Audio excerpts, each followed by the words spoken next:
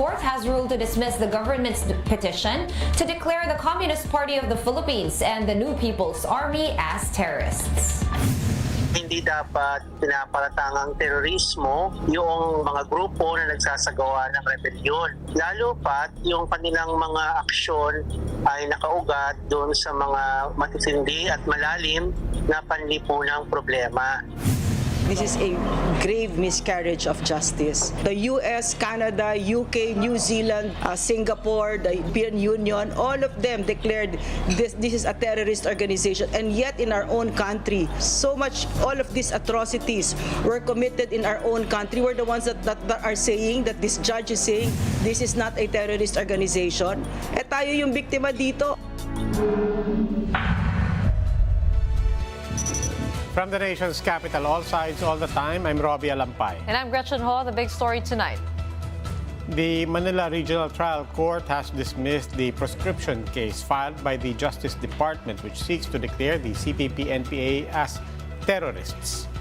The presiding judge noted that the atrocities cited by the DOJ only qualify as rebellion and not terrorism. Mon Guaves with the big story. During the 50th anniversary of the declaration of martial law, the Manila Regional Trial Court released the 135-page resolution that junked the Justice Department's petition to declare the Communist Party of the Philippines, New People's Army, or the CPP-NPA a terrorist organization. In the resolution, the court said the CPP-NPA was not organized to engage in terrorism. The court added none of the 9 incidents allegedly committed by the CPP-NPA had substance. That's because the witnesses weren't even sure if the suspects were actual members of the communist group. The court explained these alleged attacks can only be considered as rebellion because it did not cause widespread and extraordinary fear and panic to the public. The court added that activism is a vital part of the democratic process of a country. Former NTF-ELCAC spokesperson Lorraine Badoy expressed her dismay over the said decision. So much, all of these atrocities were committed in our own country. We're the ones that are saying, that this judge is saying, this is not a terrorist organization. Eh tayo yung biktima dito. While former PNP chief and now Senator Bato de la Rosa respects the decision, he also couldn't help but feel disappointed. Had it been the other way around, malaking tulong po sana yun sa problema natin sa insurgency. Meanwhile, the CPP sees the decision as a pleasant surprise despite what they said were relentless efforts of the AFP and the NTF-ELCAC to pin them down with the terrorist label. With this, the group hopes that the NTF-ELCAC is now legally obliged to stop branding them as terrorists. Meanwhile, the DOJ said it is already planning to appeal the decision of the Manila RTC. Alam niyo naman, it's something that does take us to take care of when people are attacking the state. Kailangan natin kumilos. For News 5, Mon Gualvez, we are One News. What exactly was stated in the proscription case of the Justice Department against the Communist Party of the Philippines? Here's what we know. The DOJ filed a petition to declare the CPP-NPA as terrorist group on February 21, 2018. The department alleged that the group violated the now repealed Human Security Act of 2007. Senior Deputy State Prosecutor Peter Ong cited 2 grounds for the proscription. First, the group was organized, they said, to engage in terrorism. Second, supposedly the groups committed acts of terrorism such as murder and arson to sow widespread panic.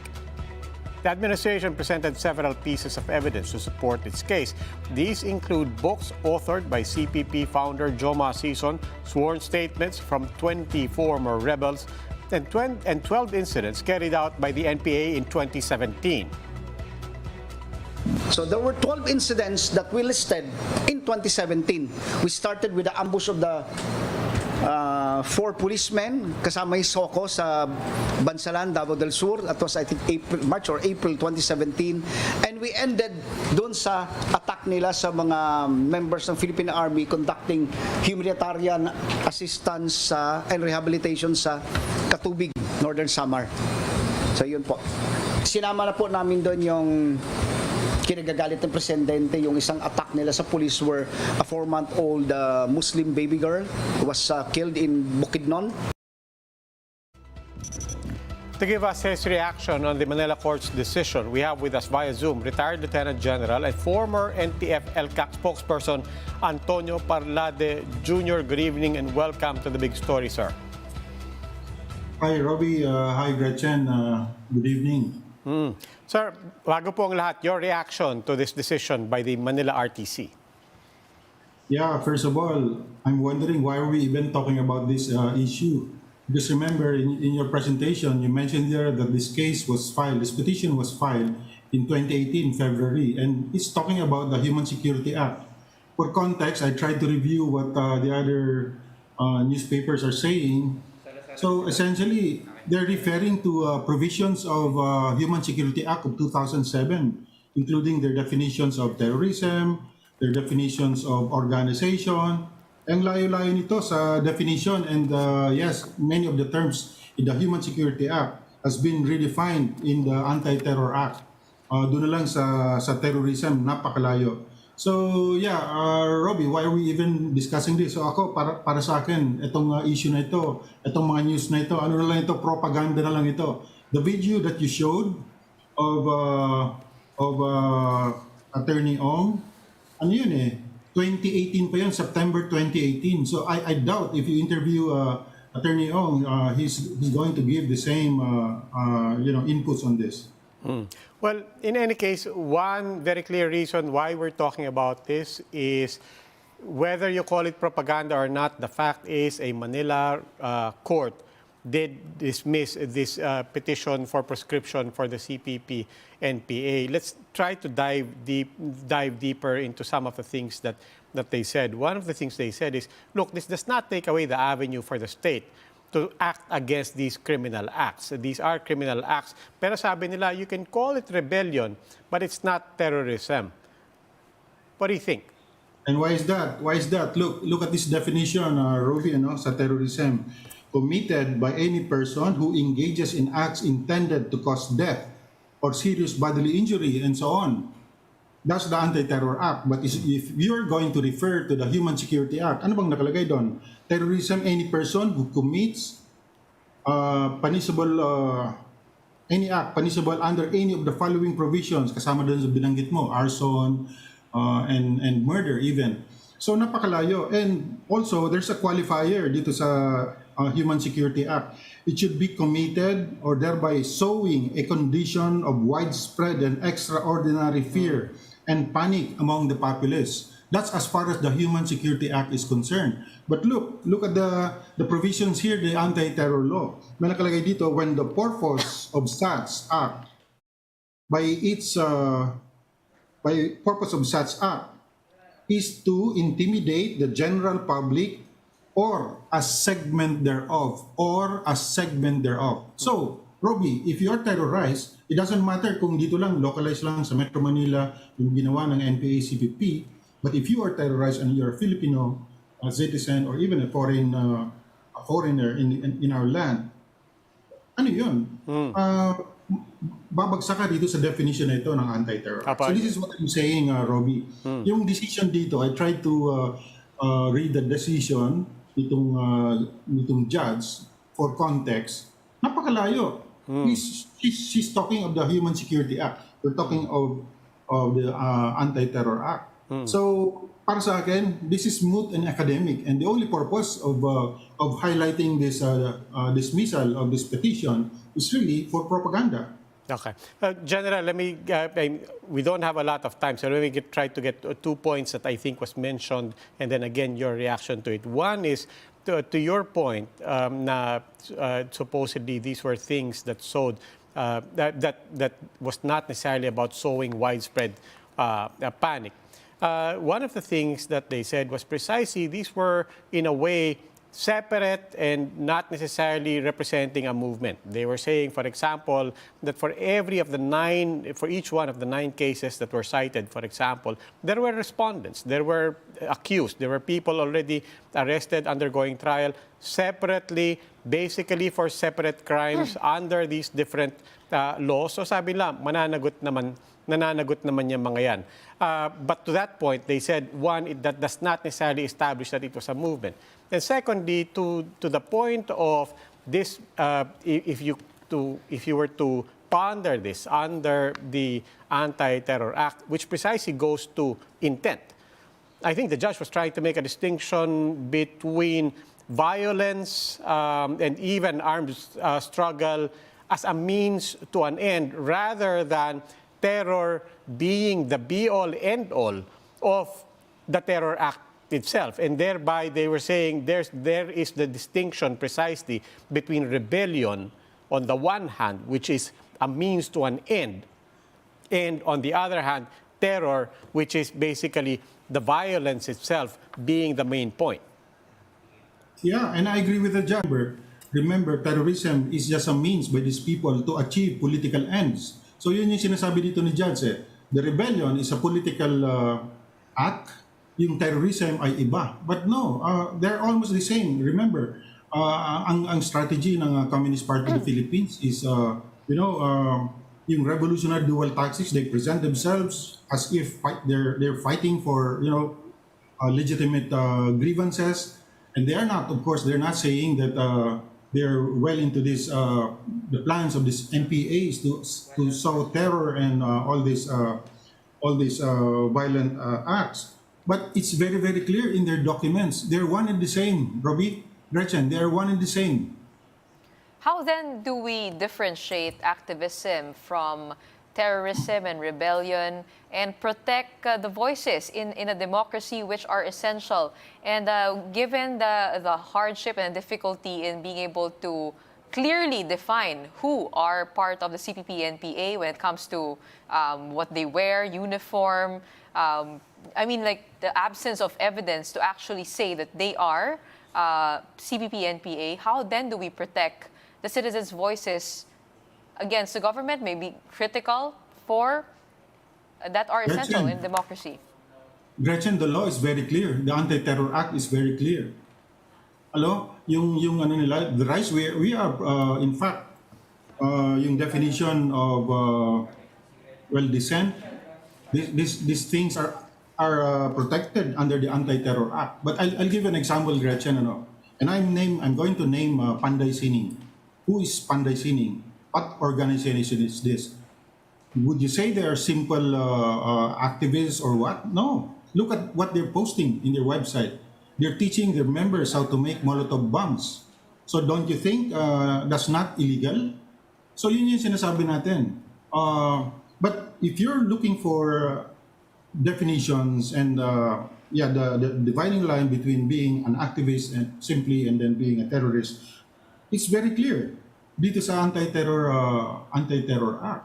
So for me, it doesn't matter if you're wearing an NPA shirt and you're peaceful, walang problema. If you're wearing a Communist Party uniform, walang problema. But if your thoughts, your actions states or shows that you are supporting violence, and in fact you're doing and possibly involved in planning, in the preparation of a terrorist act, it's very clear. You will be declared a terrorist. All right, thank you very much, former NTF-ELCAC spokesperson Antonio Parlade Jr. After the break, climate activist Greta Thunberg says climate justice will not be achieved under a Marcos administration. That and more when the big story returns. Keep it here on One News.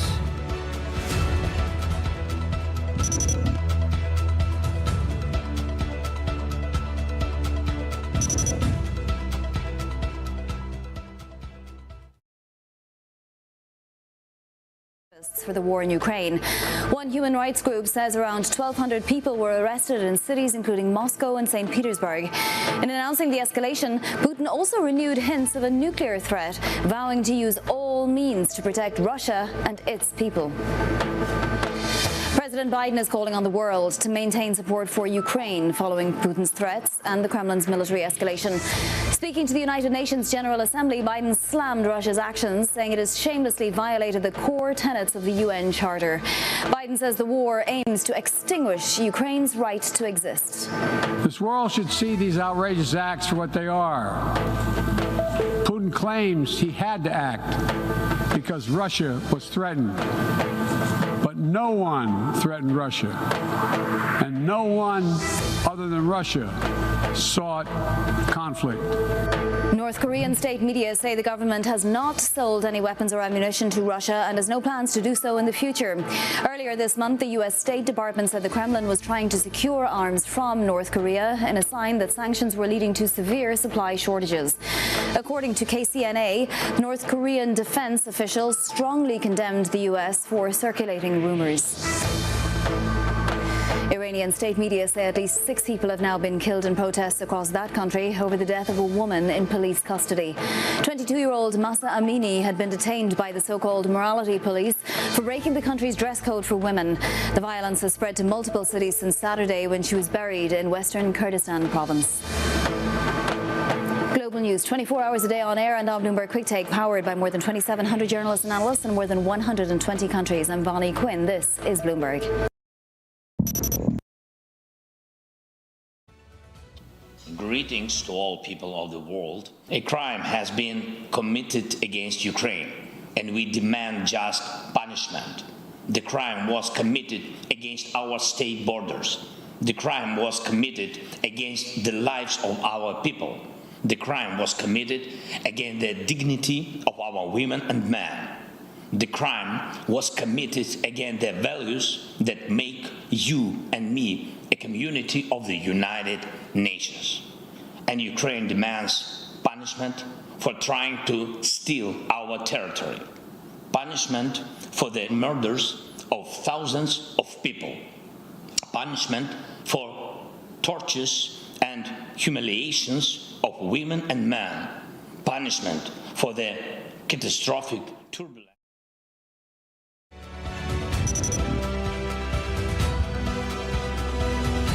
You're watching The Big Story here on One News. Environmental activist Greta Thunberg says climate justice cannot be achieved under the Marcos administration. Here's what we know. On Thursday, Thunberg, along with 2 fellow climate activists, sent a video message to progressive groups that held protests in commemoration of the martial law's 50th anniversary. In her message, Thunberg said the world cannot attain climate justice under fascist leaders, with the group noting that climate change is a fight for democracy. One of Thunberg's co-activists, Mitzi Tan, added that nothing has changed between Marcos, the dictator 50 years ago, and Marcos Jr. of today. Thunberg also expressed support for activists in the Philippines. She says their group stands in solidarity with martial law victims and defenders of people's democratic rights, as well as climate justice. President Bongbong Marcos attended various bilateral meetings at the sidelines of the UN General Assembly. Early tomorrow, Philippine time, he is set to meet with US President Joe Biden. Marlene Alcaide with the story. President Bongbong Marcos's working visit to America will be ending in a day. But before heading back to the Philippines, he gets a chance to meet with U.S. President Joe Biden in a bilateral meeting scheduled Thursday afternoon in New York time or early morning tomorrow in Philippine time. Since his arrival in the U.S., President Bongbong Marcos has been determined to have an audience with U.S. President Joe Biden, especially now that they are both in New York for the United Nations General Assembly. Press Secretary Trixie Cruz Angeles described their expected meeting as a momentous event for both the Philippines and the U.S. She says this will be the 2 leaders' opportunity to discuss matters on investment, trade, and the 76 years of alliance between the 2 nations. The president earlier said that he wants to further strengthen the Philippines' relationship with the U.S., even adding that he could not imagine the future without the global superpower as our partner. It is very clear to me in my vision for the way that the country will move forward. that I cannot see the Philippines in the future without having the United States as a partner. Ahead of his meeting with Biden, Marcos spent the entire fourth day of his trip meeting with several heads of states and companies. He first met with Japanese Prime Minister Fumio Kishida, who assured Marcos on Japan's commitment to support the Philippines' economic development towards the goal of becoming an upper middle income country. The president also met with former British Prime Minister Tony Blair. Their conversation centered on the peace process for the Bangsamoro Autonomous Region in Muslim Mindanao, or BARM, as well as other issues such as trade and food security. Marcos also spoke with World Bank President David Malpass and officials from the Global Food Corporation, Cargill. The chief executive also had a dialogue with US-ASEAN Business Council and US Chamber of Commerce. Let us find new ways. Let us find new ways to partner. Let us find new ways to develop. Let us find new ways to strengthen this relationship between the United States, ASEAN, and the Philippines. Tomorrow, Friday, will be the president's last day for his working visit here in America. Before leaving the U.S., he will also lead a Philippine economic briefing where he is set to encourage foreign investors and big companies in America to invest in the Philippines. For News 5, Marlene Alcaide, We Are One News, New York. Still to come.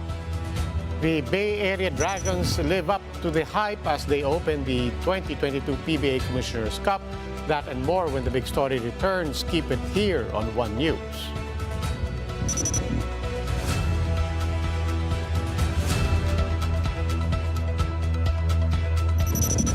Victoria has a new secret. The lingerie giant is investing in marketing strategies and diversity initiatives to reshape its image. Its latest move is signing the 15% pledge. We talked to Victoria's Secret Chief Diversity Officer, Lydia Smith, about the company's new playbook. We're embedding DE&I into our business initiatives that are both internal facing but also consumer facing, so touching our customers, and supplier diversity is one of those pieces. Partnering with the 15% pledge is going to allow us to not only set meaningful goals in this space, but then accelerate our progress in terms of really driving economic impact for diverse suppliers. Victoria's Secret is known as a brand that catered to a narrow view of what sexy is. They've been criticized for the angel wings. Former executives have faced allegations of misconduct, and they generally haven't kept pace with cultural changes. Our spend with Black-owned brands is not where we would love for it to be, but we're really proud of the progress we've made so far. Overall, our addressable spend is upwards of $1 billion, and we know that in the future, as we move towards a place where we can align to the pledge and ensuring that a good percentage of that is going towards Black-owned businesses. So how do you convince shoppers that this change is real?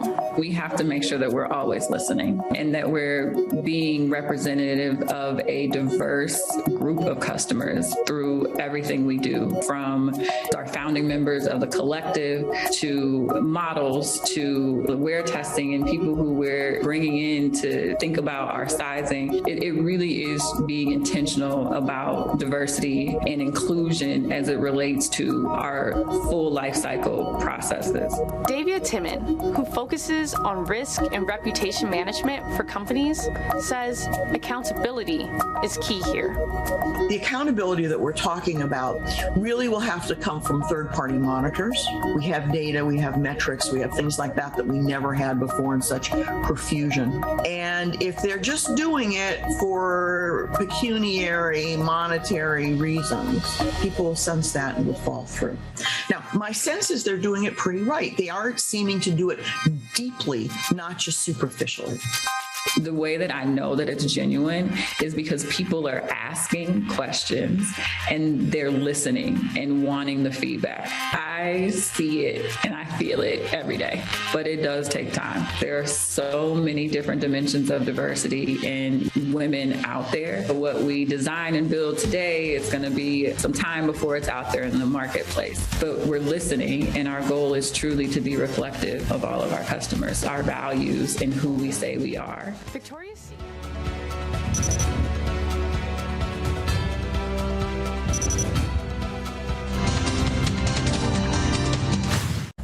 Tropical Depression Carding has intensified into a tropical storm, according to PAGASA. As of 5 p.m., Carding is located at around 1,320 kilometers east of northern Luzon, while moving north-northwestward slowly. The tropical storm is expected to bring heavy rain over northern and central Luzon this weekend. Meanwhile, the State Weather Bureau has also announced that the Philippines is already experiencing the effects of climate change. According to PAGASA Climate Change Data Chief Rosalina de Guzman, this is seen through the rising temperatures felt in the country. She also noted that in the past 10 years, tropical cyclones have intensified and sea levels have risen 3 times faster compared to the global average. Malaki ang impact, especially po ang Pilipinas ay napakahaba po ng coastline natin. At saka po ang ating 70% of our municipalities are located in coastal areas. De Guzman said that if the impact of climate change is not acted upon, PAGASA is projecting that the temperature in the country will increase by 4 degrees centigrade by 2050. With this, PAGASA called on the public to do its part to solve climate change. This includes proper disposal of waste, recycling, and joining activities related to climate change. Kahit paano, kung kahit konti yung ginagawa natin, kung marami tayo magtulong-tulong, ay maiibsan natin yung impact ng climate change.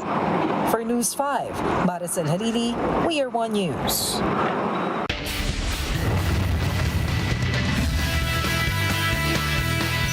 Story in sports, guest team Bay Area Dragons kicked off the PBA Commissioner's Cup with a strong victory against Blackwater.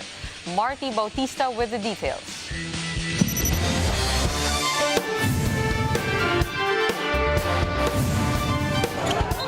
After just a few weeks, PBA basketball is back. The PBA Commissioner's Cup opened with a doubleheader between the Bay Area Dragons and the Blackwater Bossing, followed by the Northport Batang Pier versus Phoenix Fuel Masters. Guest team Bay Area made a statement in the first game with a 46-point shellacking of the Bossing, 133-87. Import Miles Powell led the charge with 41 points and 8 rebounds, while Glenn Yang added 23. Powell, a former Philadelphia 76er, hopes that the blowout win sent a message to the rest of the league. That we're for real. We were able to watch the semifinals and the finals. We know how good we have to be to compete for a championship, and we just want to set the bar high. So hopefully teams across the league know that the Bay Area Dragons are for real. In the next game, Northport nosed out Phoenix in a come-from-behind win 92-89. Robert Bolick nailed the go-ahead 3 with 12 seconds left, capping off the Batang Pier's 11-2 run in the clutch. Northport recently shipped out Jamie Malonzo for Arvin Tolentino, Prince Caperal, Jeff Chan, and Ken Salado in a 3-team trade with Barangay Ginebra and San Miguel. With the team now a mix of mainstays and new arrivals, Bolick remains confident that the squad can build chemistry as the season progresses. Masaya kami sa nakuha namin, and mag-build naman ako ng connection sa mga players na meron kami ngayon. Ang dami ng championship players namin dito eh. Sana ma-translate naman sa amin sa per practice namin, per game. Hindi naman finals eh. Para makaabot na kami ng playoffs at tingnan namin kung saan kami pupunta. PBA action continues this Friday, September 23 at the Phil Sports Arena in Pasig City.